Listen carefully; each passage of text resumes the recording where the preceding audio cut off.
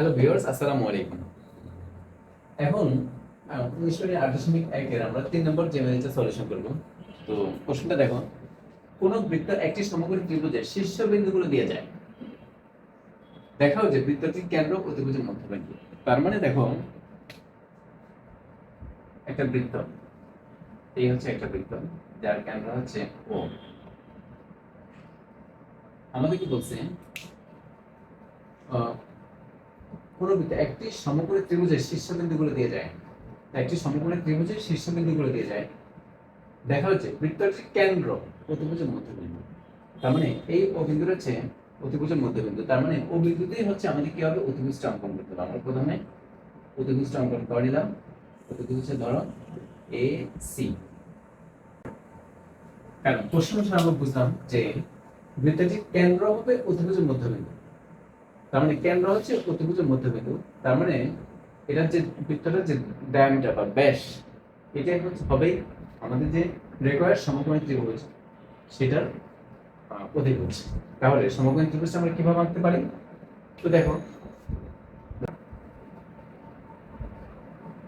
এটা হচ্ছে সমকোণী ত্রিভুজ, যেখানে এটা হচ্ছে বি বিন্দু আর এটা হচ্ছে এক সমকোণ। এখন দেখো আমরা কি করব, প্রশ্ন অনুসারে আমরা চিত্রটা কি করলাম। এখন আমরা আমাদের প্রমাণ সুবিধার্থে আমরা কিছু অঙ্কন করব। তো অঙ্কনটা কি করব, আমরা প্রথমে ও আর বি যোগ করে দিব। ও বি যোগ করলাম। এখন ও বিন্দু থেকে এ বি এর পর একটা লম্বা টানো, ধরো এম। ও এম লম্বা টানলাম। ঠিক একইভাবে ও বিন্দু থেকে বিসি এর উপর একটা লম্বা টানো, ও এন লম্বা। ওকে, এবার প্রমাণটা শুরু করো। তো আমরা প্রথমে যে কাজটা করব, এখানে দেখো, এখানে দুটো ত্রিভুজ উৎপন্ন হয়েছে। একটা হচ্ছে ত্রিভুজ এ ও এম, আর একটা ত্রিভুজ হচ্ছে ত্রিভুজ বি ও এম। আমরা প্রথমে এই দুটো ত্রিভুজ আমরা সর্বসম প্রমাণ করার চেষ্টা করব। সর্বসম প্রমাণ করতে পারলে তখন আমাদের পরে আস্তে আস্তে প্রমাণটা হয়ে যাবে। তো দেখো কিভাবে কিভাবে প্রমাণ করতে পারি। লিখো যে ত্রিভুজ এ ও এম এবং ত্রিভুজ বি ও এম এ আমরা দেখতে পাচ্ছি, দেখো এই দুটো ত্রিভুজে এই যে ও এম যে লম্বটা, এটা হচ্ছে কি সাধারণ বাহু না? তাহলে লিখে বলো, দুটো ত্রিভুজের জন্যই একটা সাধারণ বাহু যেটা হচ্ছে ও এম সমান ও এম আমরা বলতে পারি। আবার দেখো, যেহেতু ও এম হচ্ছে এ বি এর উপর লম্ব, তাহলে আমরা বলতে পারি এ এম সমান বি এম। কারণ কি, যে কোনো জ্যায়ের উপর কেন্দ্র থেকে অঙ্কিত লম্ব জ্যাকে সমদ্বিখণ্ডিত করে। তাহলে বলতে পারি এ এম সমান বি এম। তারপর দেখো, যেহেতু এ বি এর উপর ও এম হচ্ছে একটি লম্ব, তাহলে এখানে যে দুটো কোণ উৎপন্ন হলো সমকোণ, এই দুটো কোণ হচ্ছে কি সমকোণ। তাহলে এই কোণটার নাম কি এ এম ও, এবং এই কোণটার নাম হচ্ছে বি এম ও। এই দুটো কোণ কি হবে, সমান হবে। লেখো লেখো যে এ এম ও কোণ এ এম ও সমান কোণ বি এম ও।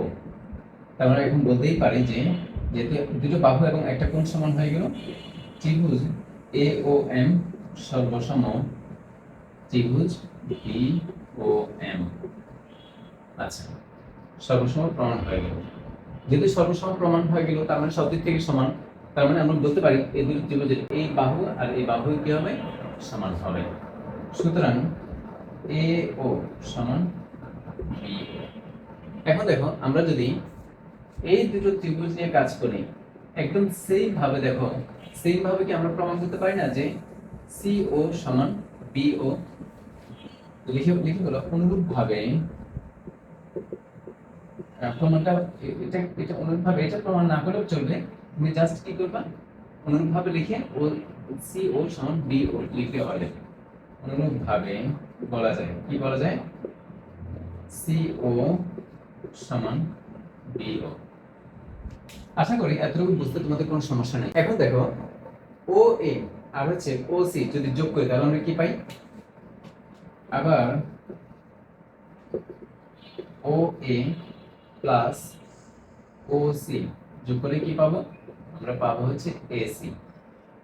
তাহলে এদের যোগ কেন করব? দেখো ও এ প্লাস ও সি এর জায়গায় আমরা কি লিখতে পারি? ও এ লিখতে পারি। কেন? কারণ দেখো ও সি ইকুয়াল হচ্ছে বি ও, আবার বি ও ইকুয়াল হচ্ছে এ ও। তার মানে এ ও অথবা ও এ, এটা ও সি এর জায়গায় আমরা লিখতে পারি ও এ সমান কি এসি। তাহলে দেখো এখানে আমরা বলতে পারি 2 ও এ। কেন? কারণ হচ্ছে ও এ প্লাস ও এ সমান 2 ও এ ইকুয়াল হচ্ছে এসি। তাহলে দেখো ও এ রেখে দাও, আর এটার পাশে নিয়ে আসলে যে হাফ এ সি। আচ্ছা, এখন দেখো ও ইকুয়াল কি পাইছি? Half A C. আবার আমরা দেখতে পাচ্ছি যে এসি হচ্ছে প্রতিভুজ ত্রিভুজটার কি A B A B C ত্রিভুজটার প্রতিভুজ। AC হচ্ছে ত্রিভুজটার প্রতিভুজ। তো আবার ও এ সমান হাফ এসি। তাহলে আমরা বলতে পারি ও হচ্ছে এসি এর মধ্যবিন্দু। সুতরাং আবার বলতে পারি যে ও প্রতিভুজ এসি এর মধ্যবিন্দু।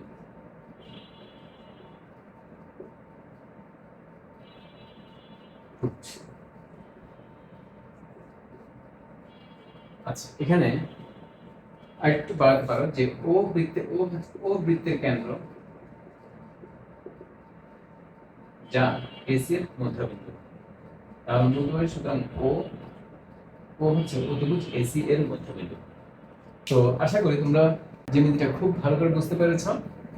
তো ভিডিওটা দেখার জন্য তোমাকে অনেক ধন্যবাদ।